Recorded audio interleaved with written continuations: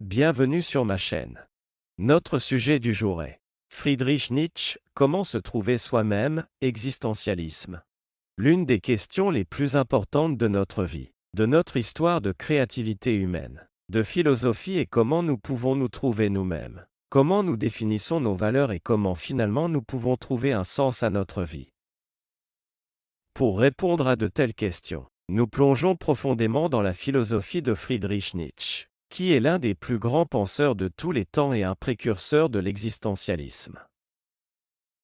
Il était célèbre pour ses idées non conventionnelles sur la moralité et la religion et malgré son travail controversé, il s'est avéré être un penseur très profond, montrant de grandes perspicacités dans la véritable nature de la psychologie humaine, écrivant des directives relatives à la façon dont les individus peuvent façonner leur avenir en prenant la responsabilité de qui ils sont. Nietzsche a écrit plusieurs livres, et ses enseignements ont façonné la vie de nombreuses personnes, des psychologues aux poètes, des danseurs aux révolutionnaires sociaux. Selon Nietzsche, se trouver soi-même est l'une des entreprises les plus fondamentales de votre vie et voici donc 4 étapes, inspirées par la philosophie de Friedrich Nietzsche, que vous pouvez prendre pour vous aider à vous rapprocher de vous-même et à devenir qui vous voulez vraiment devenir. 1 point. Ne suivez pas la mentalité de troupeau. Nietzsche dit ce que nous avons appelé valeurs universelles, ce que nous avons appelé vérité, n'a toujours été que les expressions personnelles de ceux qui les ont promues. Nietzsche croyait qu'un code sociétal rigide crée ce qu'il appelait la mentalité de troupeau. Comme un troupeau d'animaux, une mentalité de troupeau vise la similarité, le confort et la préservation de sa population. De même, le code moral de la société a été fabriqué par des individus puis imposé à d'autres personnes afin que la société puisse avoir le contrôle sur le comportement humain. Bien que cela puisse nous protéger de certains comportements humains extrêmes, cela limite aussi notre individualité et notre créativité. Non seulement cela, mais le jugement dogmatique strict du comportement humain peut même rendre certains individus plus rebelles, entraînant des attitudes antisociales extrêmes et, encore pire, des actions. Si ces limites dictatoriales et ces règles deviennent tyranniques et déraisonnablement sévères, la réponse rebelle peut souvent être tout aussi sévère. Si le code moral de la société est suffisamment flexible, alors les personnes qui ont des vues opposées n'ont pas besoin d'être particulièrement forceful pour faire le changement qu'ils veulent voir dans le monde. Dans la vie réelle, plus souvent qu'autrement, c'est le cas que la moralité est prêchée d'une manière très stricte. Ce n'est pas seulement que les structures sociétales, religieuses et éducatives la présentent de cette manière. C'est aussi l'attitude de la majorité des gens qui ne veulent pas se démarquer du groupe par peur d'être rejetés. Par conséquent, toute personne qui se démarque trop, selon les représentants de ces groupes, est quelqu'un qui semble terrifiant et dangereux. Il est bien connu que les gens ont peur de l'inconnu et cela se reflète parfaitement dans cette dynamique. On peut le voir dans notre vie de tous les jours. Que ce soit au Moyen Âge ou dans le monde moderne, cette dynamique est toujours présente. Que ce soit Galilée qui a été tué pour avoir pensé en dehors de la boîte, ou à l'école quand vos camarades de classe vous ont ridiculisé ou un autre élève pour avoir été différent et s'être démarqué. Tout est coupé du même tissu. Le troupeau est composé de personnes qui ont amputé leurs rêves créatifs et leurs objectifs et qui se sentent insécurisées et même menacées par tous ceux qui présentent ces qualités. Ces gens ont peur du changement, peur d'admettre à eux-mêmes que certains de leurs potentiels n'ont pas été pleinement réalisés. Bien que cette réalisation soit effrayante, une personne individualiste et motivée ne doit pas se laisser entraîner par les erreurs des autres dans la vie. Au lieu de cela, vous devez suivre votre propre voie. Laissez le troupeau derrière vous et ensuite briller d'une lumière si vive qu'elle ne peut être ignorée. Vous pouvez commencer par questionner et faire taire ces voix négatives que vous avez internalisées lorsque vous étiez jeune. Que ce soit un parent, un professeur sévère, un partenaire narcissique, peu importe. Celui qui vous a dit que vous ne pouviez pas faire les choses que vous vouliez faire, vous l'a probablement dit parce qu'il avait peur de votre succès, parce que cela révélerait tout ce qui est mauvais en eux. Il voulait donc limiter votre individualité et vous ramener dans le troupeau. De plus, être fort d'esprit et courageux vous aide à résister à la peur de sortir de votre zone de confort, car c'est une partie intégrante de devenir qui vous êtes vraiment. Adoptez la difficulté de la découverte de soi. Dans les mots de Nietzsche, aucun prix n'est trop élevé à payer pour le privilège de se posséder soi-même. Notre réaction instinctive et intuitive est d'éviter toute douleur et souffrance. La technologie et la facilité d'atteindre tout nous ont rendus ingrats et nous avons oublié que la souffrance est une partie intégrante de la vie. Cependant, selon Nietzsche, c'est seulement quand nous sommes prêts à faire face aux défis de la vie que nous grandissons spirituellement.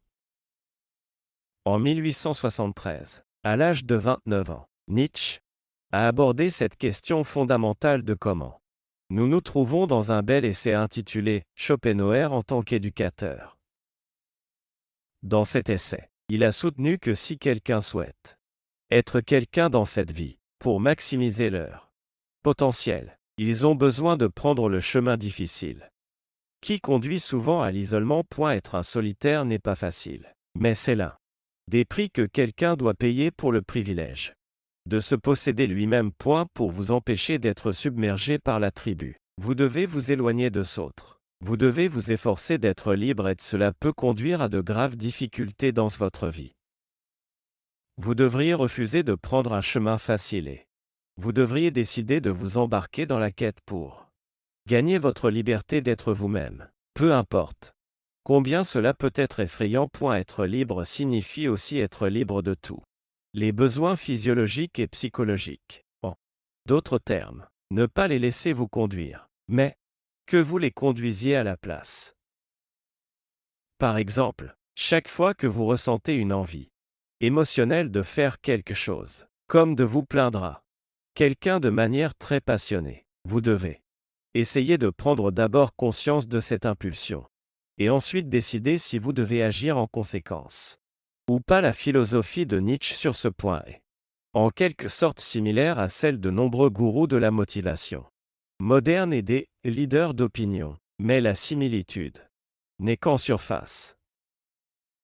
Si les gourous de la motivation se concentrent sur le développement personnel, principalement pour atteindre le succès mondain et une vie épanouie sur un plan matériel et relationnel, Nietzsche va plus loin. Pour lui, le combat est un combat intérieur. La lutte est pour se trouver lui-même et cette quête est une quête beaucoup plus difficile, nécessitant un type de sacrifice très différent.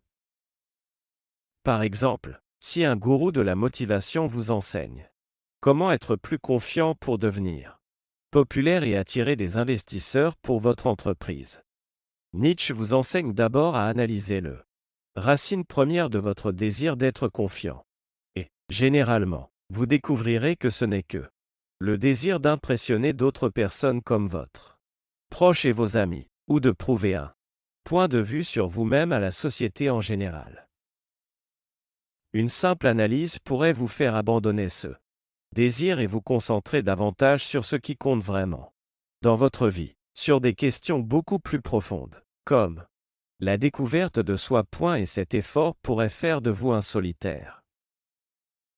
Ne pas accepter de vous compromettre peut très bien vous mettre en conflit avec beaucoup de gens. Cela signifie changer votre style de vie. Cela signifie abandonner des amitiés ou d'autres types de relations. Pour regarder en profondeur vos peurs, pour analyser vos émotions les plus profondes, votre obscurité et pour s'élever au-dessus de vous devez briser les chaînes de l'opinionné de la peur. Nietzsche nous encourage à défier nos propres démons, mais vous ne devriez pas les chasser, car, au-delà d'eux, il y a un sens profond que vous devriez essayer de comprendre. Vous devez sortir dans le monde, faire des choses, expérimenter différentes tentations, mais être toujours présent avec toute votre conscience. Et, à la fin, émerger comme un individu avec une force de caractère distincte et une nature intérieure beaucoup plus riche. Si vous ne sortez pas et ne vivez pas la vie de première main dans un état pleinement conscient, vous ne pouvez pas prétendre avoir vécu votre vie. Jusqu'où vous pouvez aller dépend de combien vous êtes prêt à payer pour cela. Pour atteindre l'état d'auto-appropriation et éviter de vivre une vie sans sens, sans direction, vous devez apprendre à trouver votre génie intérieur. Pour entrer en contact avec votre génie intérieur, vous devez emprunter un chemin que personne n'a emprunté avant. Car vous êtes unique et personne ne peut marcher ce chemin à votre place. Se trouver, c'est trouver son unicité. Cet ensemble unique de valeurs et de choses que vous aimez vraiment et qui vous représente. 3. Dites oui à ce qui vous donne du sens. Pour citer Nietzsche, celui qui a un pourquoi peut supporter presque n'importe quel comment. La philosophie de Nietzsche propose que nous disions oui à tout ce qui nous donne du sens dans notre propre vie, les choses que nous trouvons personnellement précieuses. Dans le passé, le sens de tout était assuré par Dieu. Cependant, selon Nietzsche, dans une société de plus en plus séculaire et scientifique, on ne peut plus se tourner vers la religion pour trouver du sens. Il a trouvé cela préoccupant, car la personne typique serait poussée vers le nihilisme, signifiant l'apathie générale, et une réticence à trouver un sens à la vie, sans aide. Alors il nous offre 3 solutions que nous, en tant qu'individus, pouvons essayer d'utiliser pour trouver du sens dans nos vies. Sa première suggestion était de remplacer la religion par la philosophie, l'art, la musique, la littérature, le théâtre et d'autres parties des sciences humaines pour fournir des avantages similaires. Les sciences humaines nous offrent la possibilité de contextualiser nos souffrances, nos efforts, et une chance de voir nos vies pas si différentes de celles qui nous entourent.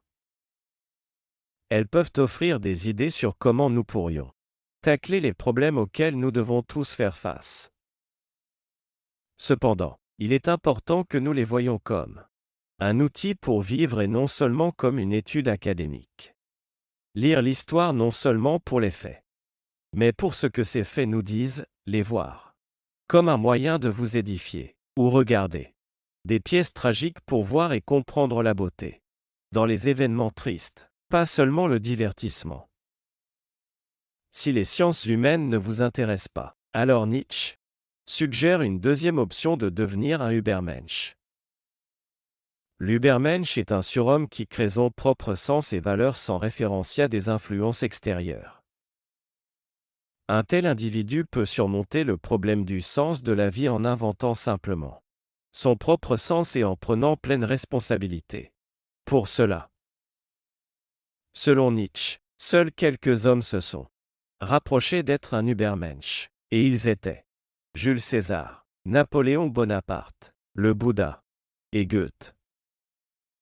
Pour nous les humains, nous pouvons espérer trouver un certain sens en regardant à l'intérieur et en évaluant quelles choses nous apprécions vraiment et quelles choses nous disons seulement que nous aimons parce que la société nous le dit. Nietzsche voit l'évolution psychologique de l'humanité comme une histoire toujours en avance, et une dans laquelle nous devrions prendre part.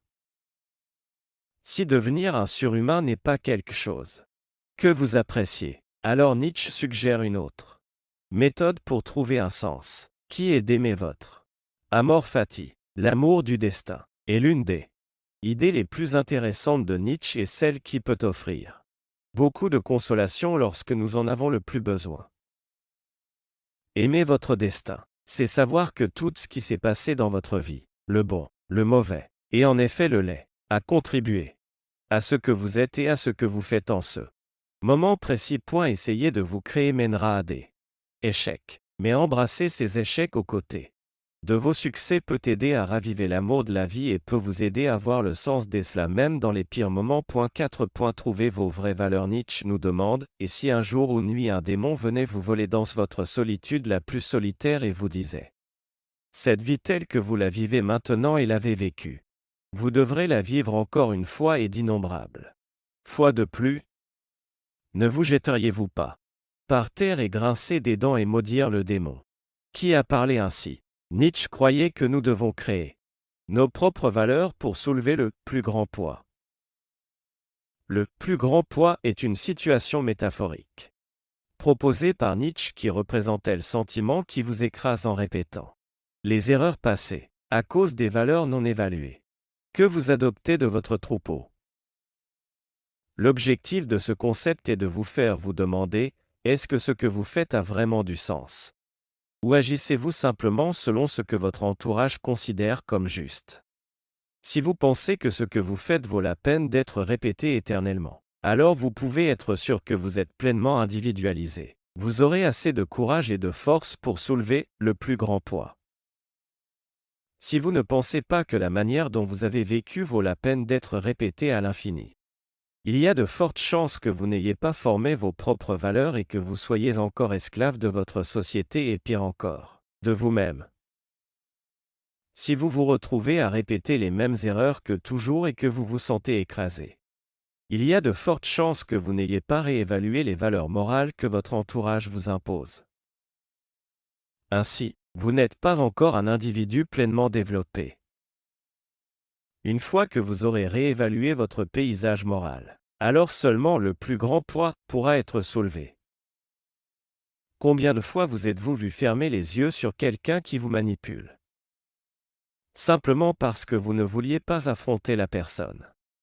Ou combien de fois avez-vous entendu votre ami ou vous-même dire « Je suis avec la même personne avec les mêmes problèmes ». Si vous étiez le vôtre, avec votre propre ensemble de valeurs morales, vous ne vous retrouveriez pas à rester dans des relations toxiques simplement parce que c'est la bonne chose à faire. Vous sauriez que c'est juste vous qui essayez d'être une bonne personne selon les normes de la société et que ça n'en vaut pas la peine. Nietzsche suggère que, dans chaque petite chose demandez-vous, désirez-vous cela encore une fois et d'innombrables fois? Si la réponse est non, alors vous devez vous changer et réévaluer vos valeurs. Alors et seulement alors le poids peut être soulevé. Le vrai bien se situe au-delà des définitions standards du bien et du mal. La plupart d'entre nous vivent notre vie dans notre prison auto-imposée. Nos cellules de prison sont tristement préinscrites par des croyances sociales qui captivent la sauvagerie et l'individualisme de l'esprit humain. Beaucoup d'entre nous se soumettent au confort de cette cage. Nietzsche a reconnu que nous pouvons échapper à notre enceinte de croyances forcées et nous éveiller à ce que nous valorisons personnellement. Pour vous libérer et créer vos propres valeurs et sens dans la vie, vous devez subir cette transformation. Vous devez passer par cette phase de rébellion. Vous devez avoir le courage de rompre les chaînes de la tradition, de la religion, de la société et peut-être même de vous éloigner de plusieurs personnes dans votre vie. Il ne faut pas que ce soit une réaction violente et soudaine. Cela peut, et devrait, être une réaction intelligente, calme, mais définitive. Vous pouvez commencer par faire une liste de tout et de tout ce qui, selon vous, limite votre liberté d'être vous-même. Cela peut être une malheureuse règle non écrite sur votre lieu de travail. Cela pourrait être votre conjoint qui essaie toujours de contrôler et de corriger votre comportement. Ou cela pourrait être vos amis ou vos parents qui vous critiquent lorsque vous vous comportez d'une certaine manière. Une fois que vous avez fait cela, essayez de réfléchir à des stratégies possibles pour changer cette situation. Peut-être pourriez-vous avoir une discussion avec votre conjoint dans laquelle vous pouvez parler du problème. Peut-être pourriez-vous parler à vos collègues ou supérieurs lors d'une réunion au travail concernant les problèmes que vous rencontrez. Comment cela vous affecte et comment vous aimeriez que cela change? Ou vous pourriez trouver de nouveaux amis qui peuvent mieux vous apprécier.